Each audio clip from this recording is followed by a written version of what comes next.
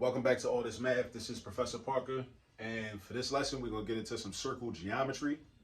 So let's read the problem, the background information, then read the actual question, and take a look at the diagram and try to figure this thing out.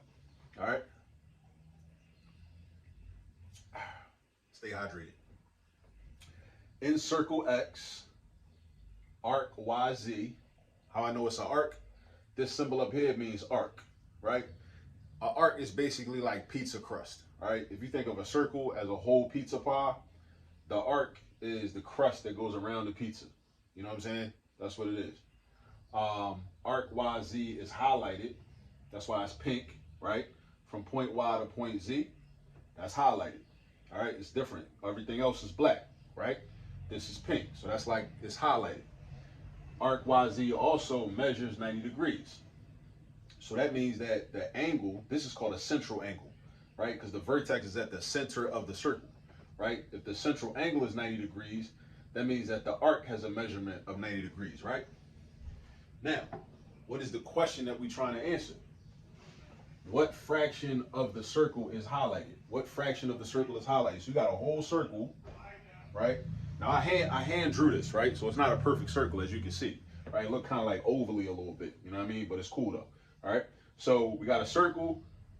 We worried about this part from here to here, right? The whole circle goes all the way around. Now, something you gotta know about circles is that an entire circle is 360 degrees.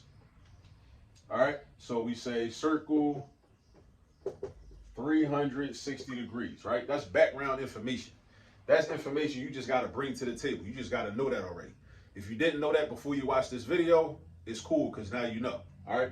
And knowing is half the battle, like they used to say on G.I. Joe back in the day, all right? So a circle is 360 degrees.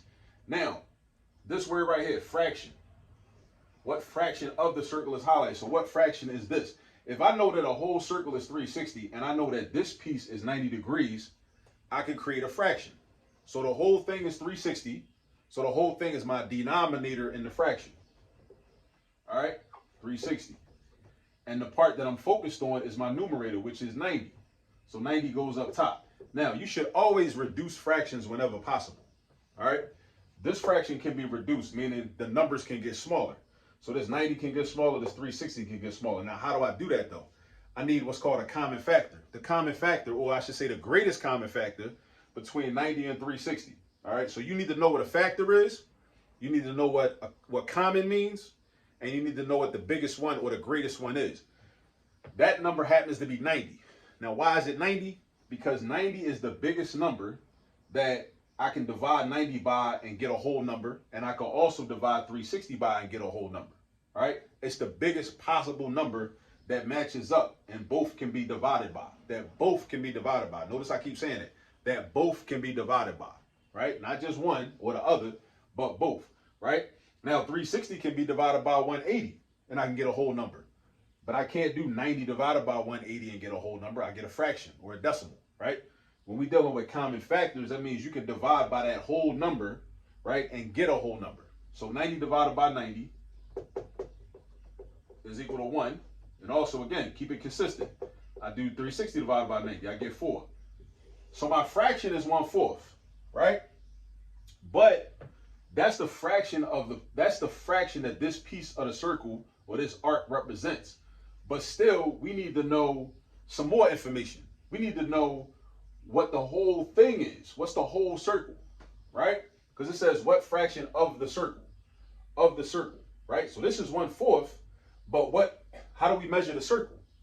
We measure the circle by finding the circumference. That's something else you got to bring to the table. You got to know how to find the circumference. Because when we're talking about arc length, we're talking about the length around the circle. The length around the circle. The length around the circle. That's basically the perimeter. But circles are so special. Circles got a special name for their perimeter. We call this perimeter of a circle. We call that the circumference. All right? Like you got the perimeter of a triangle, perimeter of a rectangle, perimeter of a square, perimeter of different shapes, kites, whatever. But circles are so important. They got their own name for the perimeter, which we call circumference. Now, there's a formula for circumference. Just like you got to know that all circles measure 360 degrees in total, you got to know the formula for circumference of a circle. All right, so the circumference of a circle, we say C equals 2 pi r. That's a formula. You got to know that. That means you do 2 times pi times the radius. 2 times pi times the radius. That's math language. Math is a language. Make sure you understand that too. Math is a language. So 2 times pi times the radius, right? So the number 2 times pi. Now, in a lot of questions like this, the answers will be given in what's called in terms of pi, meaning your answers will have the letter pi in it. So that means you don't got to switch pi, change it to 3.14. You don't got to do all that, all right? If you do that in some problems, that's doing too much. You don't need to do all that. Just leave pi right there. But you do need to replace the radius with what it is. Look at this diagram. Look at this number right here. This says 3, and that IN is an abbreviation for inches. Inches. Not feet, not yards, not centimeters. It's inches. IN means inches. So from this point to that point is 3 inches. This point to that point is called the radius. The radius on a circle goes from the center of the circle to the edge of the circle. Center of the circle to the edge of the circle.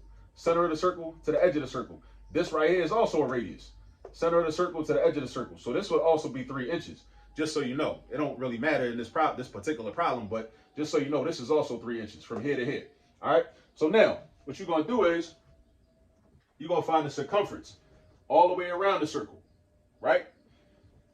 So we're gonna do 2 times pi times 3. Remember, we multiplying. 2 times pi times radius. Radius is also 3 because of this right here that we see. All right. So now we're going to multiply 2 times pi times 3. Now I can switch the order around when I multiply because of something called the commutative property. With the commutative property, that means I can change the order around and I'm still going to get the same result. So instead of doing 2 times pi, I could do 2 times 3, which gives me 6. And then I got 6 pi. So what that means is that the length all the way around the circle is 6 pi. But I'm worried about this part from point Y to point Z. So point Y to point Z is 1/4 of the whole circle. Notice what I just said. 1/4. Again, math is a language. 1/4 of what? The whole circle. So it's 1/4 of the whole circle. The whole circle is 6 pi. This piece right here is 1/4. How did I know it's 1/4? Because I know the whole circle also is 360. So the whole circle can be represented in different ways. The whole circle is 360 degrees, but it's also the whole circumference of the circle at the same time. So 1/4 is going to be 90 out of 360, right? That's how I get 1/4, or 1/4 right here, right? Because we reduced the fraction, if you remember what we did. 90 over 360 is 1/4, all right? And also the circumference of this whole circle is 6 pi, and I got that from using the formula for circumference. So you got to know those formulas. Sometimes you're going to have problems dealing with area, when you got to find the area of a sector, right? You got to know the formula for area of a circle. Area of a circle is pi r squared. We didn't need that in this particular problem, right? Because we're dealing with the arcs. We're not dealing with the space inside. We're not dealing with the sector. The sector is like the slice of pizza. The arc is the crust. I'm going to say that again. Remember that. If you're dealing with a circle, imagine a whole circle is a whole pizza, right? The arc is the crust on the edge. The sector is the actual slice. So this whole thing is like a slice of pizza. Or if you want to say a slice of cake or a slice of some type of pie, I don't know what type of pie you like.